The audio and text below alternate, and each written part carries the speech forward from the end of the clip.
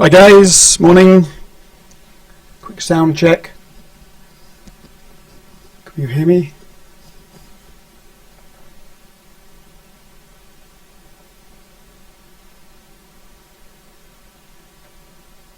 Good stuff. Testing 1, 2, 3. Yep, okay, everything's coming through. Good morning, Tony. Hi there. Okay, good morning. Oops, don't want to pull my mic off. There we go, that'd be a bad start. Good morning, welcome to day 7, almost there. I'm just watching Jason's video actually from last night. I was out last night, so I wasn't able to watch it, but if you haven't seen it, do check it out. It's all about getting structure to your trading. Really a great video. Lots of little nuggets in there that reminded me a little bit about when I began. So it doesn't matter how experienced you are in trading, how long you've been doing it. It's always good to have these reminders coming back. And having only got to know Jason over the last couple of months or so, while we're getting ready for this, I'm learning from him as well. So it is great to experience that. Okay, today we are going to be discussing the technical analysis over fundamental analysis. But I'll start off actually with a disclosure here. I am actually more of a technical analysis, price action. I don't really trade from a fundamental standpoint. So as much as the coin has two sides and there's very valid reasons for trading both ways, over the years I've certainly from coming from the floor, I've really stuck more to what I see in front of me. So that's my disclosure. But there are two sides to it, and I know many traders that do purely just trade fundamentals, and they do very well. There are people that just trade technicals, and they do very well. There's not that many that trade both, to be honest. You quite often find there's two different camps that will have opposing views, and they'll say, why do you want to trade? A technical guy will say, why do you want to trade fundamentals? And the fundamental guy just won't understand why anyone would sit in front of a screen all day trading technicals.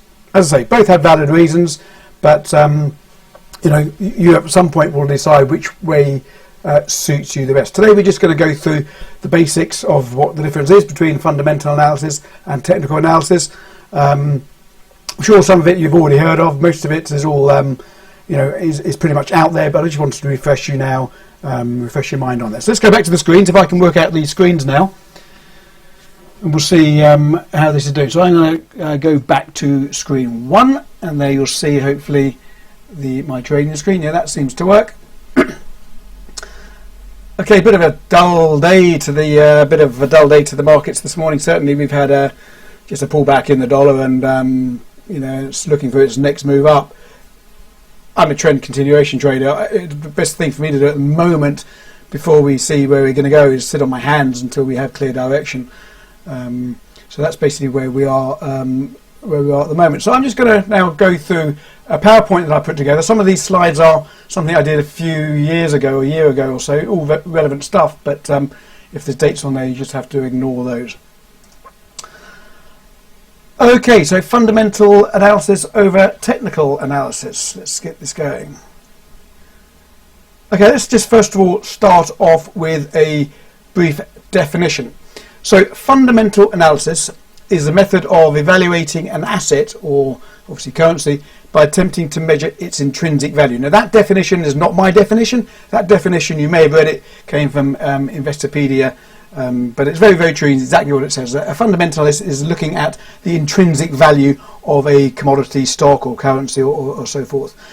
Tends to be for the longer term trader. We're going to explore this in detail in a moment, but fundamental analysis does tend to be longer term, and I know people are going to disagree with me on that as well.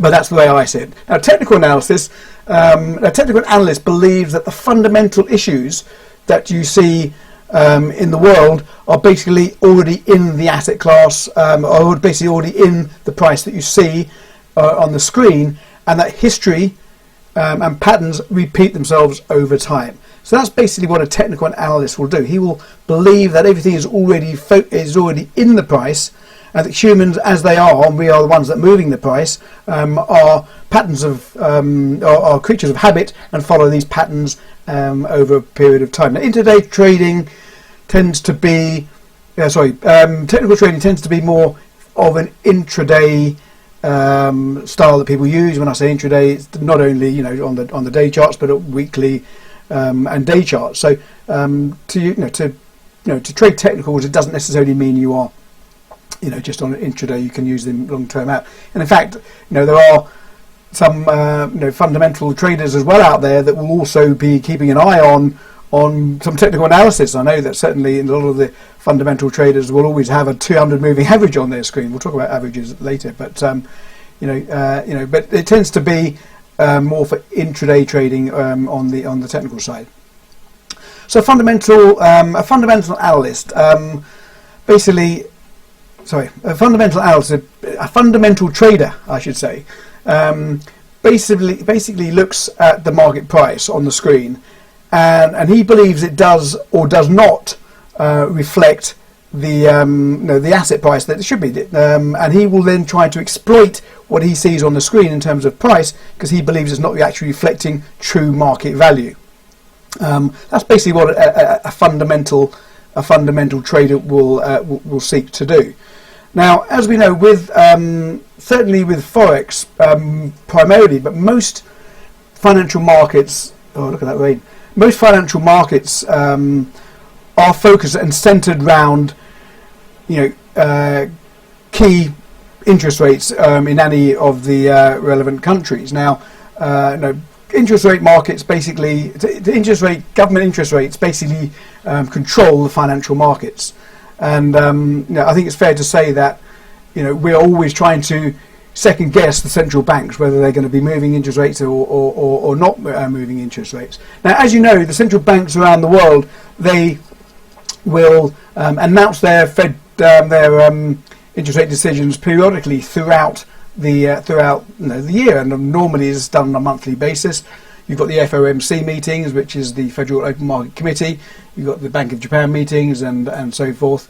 The Bank of England meeting, that's where the 7 policymakers sit down and they discuss the UK policy. So all these central bankers sit down regularly to discuss interest rates and what they're going to be doing with interest rates. Now, this is generally followed by a Q&A, which is also widely watched by the fundamental traders, because they are trying to get a feeling for what is going on in the minds of the central bankers, and a lot of the questions are geared by the journalists to get the panel to divulge more. And of course, then we have the FOMC and other.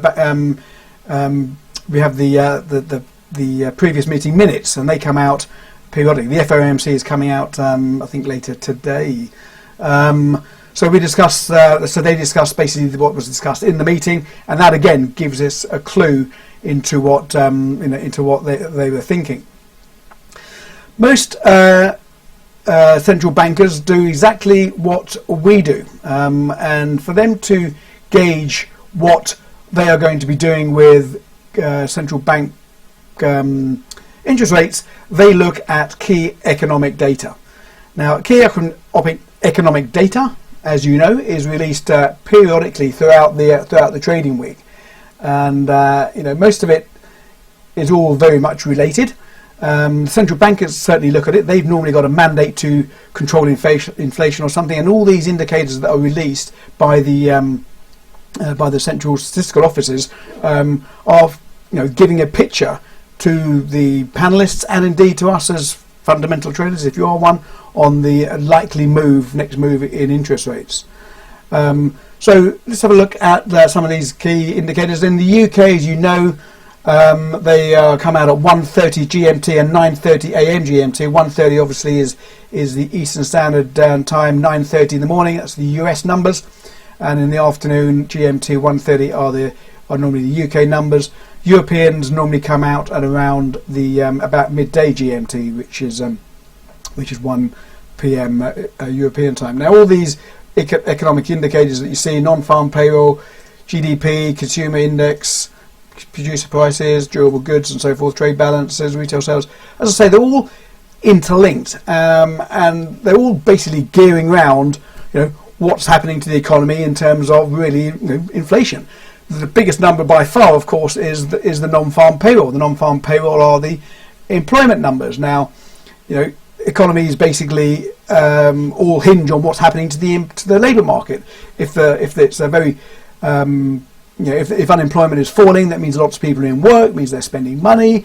It means inflation is going up. It basically means that the GDP, the gross domestic product, will be going up. The consumer prices will be going up because people are spending more money, so the producers can put up their costs and so forth. Producer prices obviously linked to commodities as well. And retail sales index. All these numbers are gearing round to what's happening to inflation. And obviously the central bankers have this mandate to control inflation. So we're doing exactly the same. As fundamental trade lists, we are looking to see the big picture in the world macroeconomies to decide whether a country's currency is undervalued or whether it's overvalued against each other. We're trying to pick anomalies for that. So whilst I will not be a fundamental trader, I am certainly aware of all these indicators that come out on the timely fashions as they do. So and I'm sure most of you look at this already, but the Forex Factory website, it's on quite a few websites these days. I think they just cannibalize it from here. But the Forex Factory, this is back actually from June, so this is not today, so don't look at these for today. This is a screenshot from a while back. So these numbers are periodically released, but of course the Forex Factory summarise these with so you can check it the week in advance of what numbers are going to be released, and of course what numbers on a day. Now you can see the different flags there. Red flag means it's high impact. High impact means it's more likely to have a bigger impact on the market. So whilst I won't trade financial fundamentals, I'm certainly at all times aware of anything that's going on. I remember in my early days, when I was trading from the screens, I had a position. I don't normally keep positions overnight, but I had a position in I don't know what it was against, but certainly had the Australian dollar in there, whether it was pound Aussie or dollar Aussie dollar. I'm not sure, but overnight there's a massive move in the Australian dollar overnight. I wasn't aware of it. I did have a stop in place as always, but because there was huge slippage in the Australian dollar, I can't remember which way it went, to be honest now, but I remember it cost me quite a lot of money overnight because my stop was triggered, but way past my my stop level. Okay, now there's a big difference, I believe, in trading from a fundamental standpoint to trading the news. Now, trading the news is very, very different. Trading the news, a lot of people think that if they are watching non-farm payroll and they trade over the announcement, then they are a fundamental trader. Well, they're not really a fundamental trader. It's not related as much as you might think. I certainly remember in the trading pits, many years ago, we would have, we were very simple traders. We would have a card and we would say non-farm payroll. If it's above 250, we buy. If it's below 250, we sell, or 220. And if it's in the middle, you do nothing. And that wasn't mean we're trading fundamentals. We're just trading a catalyst in the market and trying to get in quicker before everyone else got in. And indeed, when we were on the floor, we did have a distinct advantage because we were able to get into the trade, into the position before the guy in the office or the fund manager in the office was able to shout the order down to the guy on the phone and into the pit. We were able to get in there. So it might only been a millisecond quicker, but we had an advantage over the guys in the office in order to get into a trade. In fact, what you found in those days, a lot of the business dried up and all the bids and offers, a few seconds before the announcement, the trader would stop, offering his stock or bidding for his stock or so forth. But certainly now that if you trade the numbers now in the trade the news now, it's I generally believe, and obviously a lot of people will tell me that I'm wrong on this. I generally believe it doesn't work for me, certainly. I mean, more often than not, the time you take to place in your order on the back of a major announcement, all the high-powered, very expensive computer systems employed by the banks and so forth, they're in there before you. So the move that you get into on a news announcement is very often, if you're buying, you're very often buying from the person that got in there a millisecond before you, and was able to get it before you got in, and chances are he's selling you, his position because the move's already happened. So for me, trading the news is very, very different. I don't know if you traded the election last week. I mean, that was just, I know people made money. I didn't trade it, but it was chaotic. I mean, Wolf Blitzer was moving the market up and down with his reports of the election results coming in, or 1% declared and so forth. It's absolutely chaotic seeing what the dollar was doing over that time. I did, I certainly was looking at it through the Brexit results, and that was a major move once. I think it was one of the counties, Sunderland, I think it was, from up north came in, and all of a sudden that was gave an indication of what was going on. And if you were quick enough there to spot that, you might have been able to get in because people weren't really realising what was going on in Sunderland. Some were, of course. But again, something like Brexit, and the Trump election, these are fundamental things that have happened. The markets have got completely wrong. This is a fundamental analysis that people were thinking, okay, if Brexit happens, then it's Armageddon for the UK economy, and we should be selling stocks. I think stocks fell 6%, didn't they, on the announcement of Brexit, and now look at them, they're up at all-time highs again. Look at the Trump, dollar collapsed when Florida results came in. Now look at the dollar; it's off 13-year highs. Stock markets collapsed. Stock markets now on all-time highs. So fundamentals also, can be very, very wrong as well. So I don't really get too sucked into that. But the point I'm trying to make here is that fundamental analysis. If you're getting in on the news, quite often you're getting in after the fact. And there's much more sophisticated stuff that's going to be getting in there before you. I think there's someone else out there that said buy the rumour, sell the fact, and that's quite often the case, I think, with news trading. So don't confuse news trading with fundamental trading. Fundamental trading is longer term trading, and trading the news is basically you're scalping on the back of a catalyst that hopefully to take advantage of a quick move. I used to do it in the past. I've lost too much money in it, quite honestly.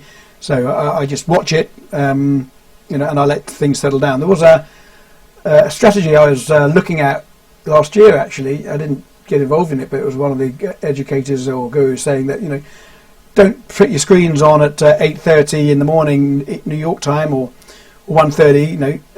Don't put your screens on. Just go a half an hour later, and whatever it was, reverse. I didn't trade it, but it's got some sense behind that, because after the news is out, quite often we get back to the mean and where it should have been beforehand. Okay, so now let's have a look at technical analysis. So basically, I think there are three different types of technical analysis. We'll come to that in a second. So technical analysis analyzes price movements on the volume on a chart, and uses indicators that basically map these movements that derive from the historical activity, and they predict the future. So technical analysis will look at the price on the chart, use these indicators to predict the future. So the chart is a visual representation of what price has done in the past. Well, I think that's self-explanatory.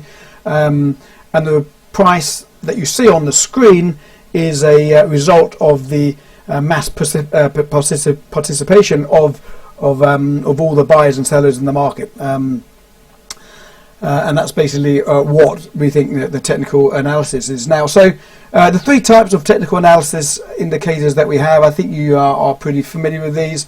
First of all, you have the lagging indicators. Now the lagging indicators tend to be trend following indicators. So you've got the moving average, the MACD, the average directional index, and then you've got the leading indicators. Now leading indicators are there to identify, if you like, the turning points in the market, and these are called oscillators, and the common ones: stochastics, relative strength index, and momentum indicators. Excuse me. So they're the three main. So they're the two main lagging and leading, and then I like to put the other category into the miscellaneous, and this is where you have the support and resistance, the pivot points, higher highs, higher lows, the ATR, and of course Fibonacci. Okay, I'm just going to have a brief look at some of these, if I may. Moving average. We all know what moving averages are, so I'm not going to patronise you to think that you don't. But basically, it's an average of a period of prices over a certain period of time. People use different moving averages to gauge the to basically gauge direction. So an uptrend will see moving averages going up, and a downtrending market will see moving averages prices going down. And of course, the gradient of the slope is quite important. Now, when you're trading gradients, you have to make sure you keep your screens in the same format. You don't want to be widening out your screen and comparing that to something that's condensed in, because the angle of the moving average will change as you move in the screen size. So make sure that if you are comparing angles of a moving average, that you are comparing like for like, and you're not messing around with your screens. Okay, now one thing I will say, if you are trading moving averages, is that you should be aware that there are 3 different moving averages. Really, we know them as the SMA, the simple, the exponential, and of course the weighted. If you're trend following, they say that it's better to use the EMA because it gives greater weight to the most recent price action, as opposed to a simple moving average, which can be adversely affected by a huge number dropping off from further down the moving average. So for me, when I'm trending, when I'm doing my strategy, I more likely will be looking at the EMA as opposed to the SMA. And the weighted moving average, I don't really know if anyone uses that these days. It's far too complicated, certainly far too complicated for me, so I don't look at that too much. Now, the MACD. Okay, now the MACD is one of our certainly is the most used moving average technical indicator out there. Okay. This is the most common technical indicator out there. It is a trend following momentum indicator. Of course, it's still lagging because it relies on moving averages, and it can be used in so many different ways. Over the next few months, so we're going to be looking at different strategies and so forth, and looking at the MACD. It's something that most discernible professional traders in the offices, if they've got any indicators on their screen, they'll be looking at a MACD. Now, I'm not going to go into the breakdown of it, but it's basically the MACD line is the difference between 2 moving averages. The default on most packages is 26 and 12, and then you've got the signal line, which is usual the 9, but people do mess around with those, I know. I normally just keep those on my screen because I like to see what other people are doing. And then you've got the MACD histogram, which is useful for plotting a divergence, which we're going to talk about in a moment. And that's basically the difference between the MACD line and the signal line. Again, this is a 20-minute chat, so I can't go too much into all these technicals, but you get the general idea. And if you want to have more, get more knowledgeable on MACDs, there's loads of information out there and books available on it and so forth. But one of the most powerful ways to use a MACD, and I think Jason put up a trade idea a few days ago or yesterday, and it was using MACD and divergence, and it is very, very powerful. In fact, it's a way that we use a lot of the indicators are used in terms of divergence. Again, I'll talk about that in a moment. But you'll see here, the trend is clearly up, and we've created a couple of higher highs here. But if you look down on the histogram on the MACD chart, you'll see that the MACD histogram is not making new higher highs. So in this example, this would be called bearish divergence, and bearish divergence basically means that the market is could possibly be setting up for a rollover. This is not a screenshot from the real chart, so I'm not grabbing anything that's not right. I think I just put this together, made it up from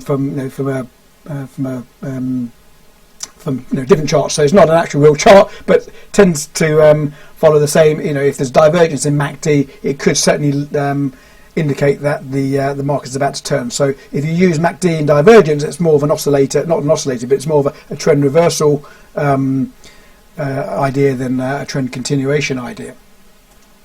Okay, stochastics. That's another indicator that I tend to look at. I don't trade from it, but I certainly will look at it. It's basically tracks the difference between the recent close and the relationship to the recent ranges. An oscillator tends to oscillate between two levels. Some people use 70-30, 80-20. Overbought would be anything above the high range, 70 or the 80 level, and I think oversold will be anything between the under the 20 or 30 level. And as price moves through one of those boundaries, through one of those levels, it could indicate that we're going to set off in that direction. That's stochastics in about 10 seconds, and it's thousands of books out there on the stochastics. Relative strength index is another one very keenly looked at. Again, it's a measure of the magnitude of an asset's gains in relation to its losses and vice versa. So a rising RSI indicates an increase in momentum, and a falling RSI indicates a fall in momentum. Again, the same theory applies with the stochastics in terms of oscillators. It will basically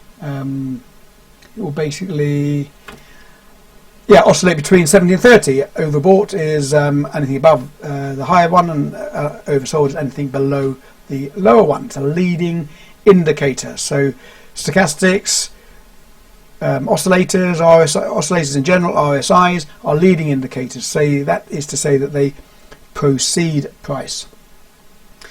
With all indicators, I think, as I said, one of the most powerful ways to look at using indicators is using divergence. And divergence, as I briefly explained there, when you see the price rising but the actual indicator coming down and not keeping in line with price, that is divergence, and that can often lead to a turnaround in price. It's not something that I tend to use too much. I'm certainly aware of it. It's like I use it more as a filter, divergence, if I want to prevent myself from getting caught. I don't actually trade the signals. That's bearish divergence. The market is about a turnaround, as the indicator does not make the higher highs and as price does. And bullish divergence would be when the stock price is falling or the asset price is falling, and the technical indicators are not falling to the same level. Could indicate bullish divergence, meaning the prices are set to take off in the bullish direction.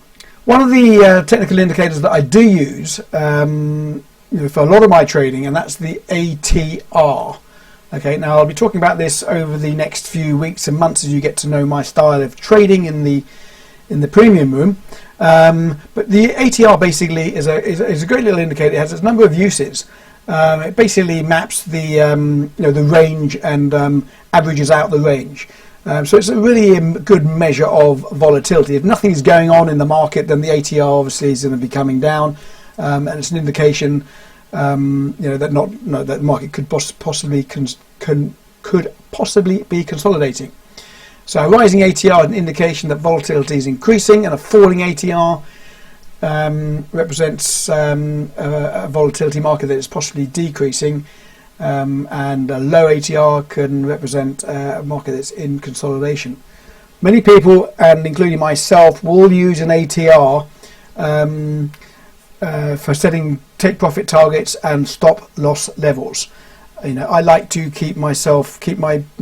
I like to have a defined set of rules when I'm trading, and this ATR signal is something that I do tend to like to use, because I can say in advance exactly where my levels are going to be based on this indicator, and this indicator obviously keeps me out of markets that are not doing very much because the ATR is falling. So why would I want to be getting involved in a market that's doing nothing if I'm a trend continuation trader? So this is a great little indicator that I use. But I think to summarise, there's a whole mass of indicators out there that people can look at, and there's obviously a huge amount of information that's out there. What I like to do as a trader, I like to do the same things over and over again. Okay, so I like to think that if I use technical indicators, it tells me quite clearly this has happened before, this is going to happen again. I've said it in my rules that if this happens, I'm going to be doing this. If this candlestick moves this way, I'm going to be doing this. If it moves this way, I'm going to be doing that. So it's a defined set of rules. For me, using fundamental analysis, there's nothing actually defined for me. It's just too, if you like, subjective. So that's why I like to use the the technical indicators and price action in my style of trading. But as I said a moment ago, there's two schools to every thought, and fundamental traders will have an equally compelling reason why they won't be looking at a technical analysis. I did see, and don't quote me on this, is not my quote, but I did see an educator a few years back. His slogan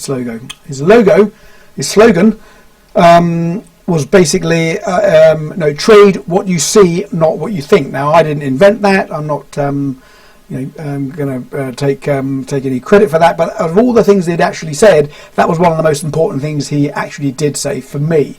Was I'll trade what I see on the screens, what's happening in front of me, rather than what I think is going to be happening down the line in terms of fundamental news and interest rates decisions globally.